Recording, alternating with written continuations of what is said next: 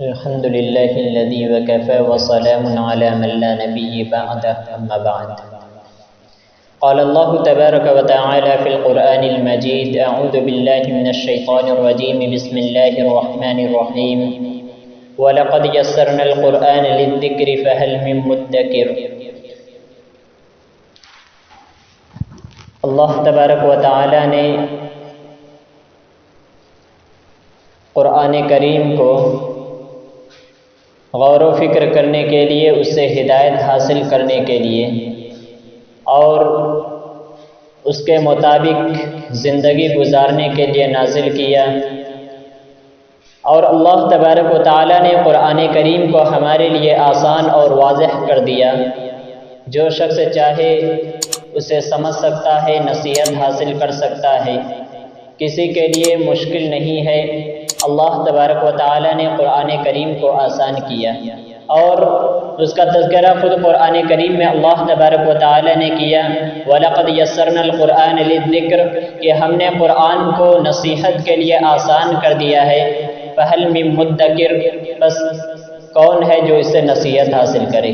تو اللہ تبارک و تعالی نے قرآن کریم کو آسان لفظ کے اندر آسان کر دیا کہ انسان جو شخص چاہے کہ اس سے نصیحت حاصل کرے، قرآن سے سیکھے، قرآن سے رہنمائی حاصل کرے، تو اس کے لیے قرآن کریم آسان کر دیا گیا ہے.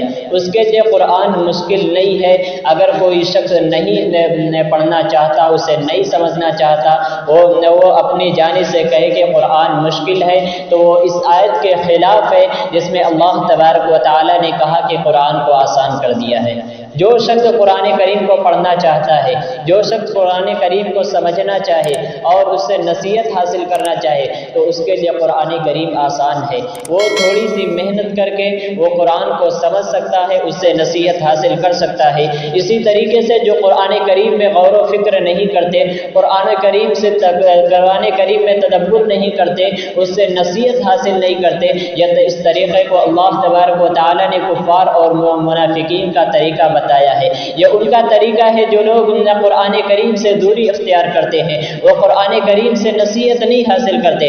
اللہ تعالیٰ قرآن کریم میں فرماتا ہے، اللہ تعالیٰ نے قرآن کریم میں فرمایا: افلا یتدبرون القرآن ام علی قلوب اقفالها کہ وہ کیا ام علی قلوب اقفالها کہ کیا وہ لوگ وہ قرآن کریم میں غور و تدبر نہیں کرتے؟ کیا ان کے دلوں پر تالے پڑ گئے ہیں؟ وہ ان کے دلوں پر مہر لگ گئے جو وہ لوگ قرآن کریم میں غور و تدبر نہیں کرتے، قرآن کریم کے اندر غور و فکر نہیں کرتے. حتیٰ کہ قرآن کریم میں وہ تمام چیزیں موجود ہیں. قرآن کریم میں اللہ تبارک و تعالی نے انسانوں کے لیے نصیحت بنائی ہے.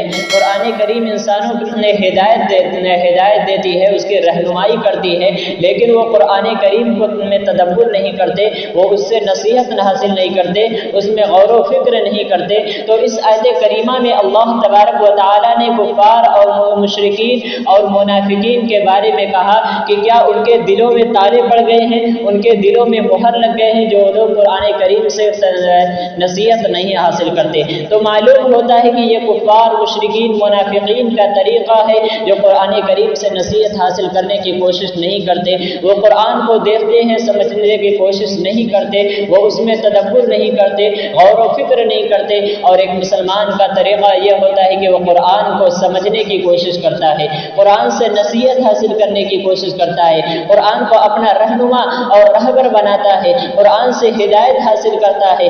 اللہ تبارک و تعالی نے قرآن کریم کو ہمارے لیے ہدایت رہنما بنایا ہے. قرآن کریم سے ہمیں ہدایت ملتی ہے.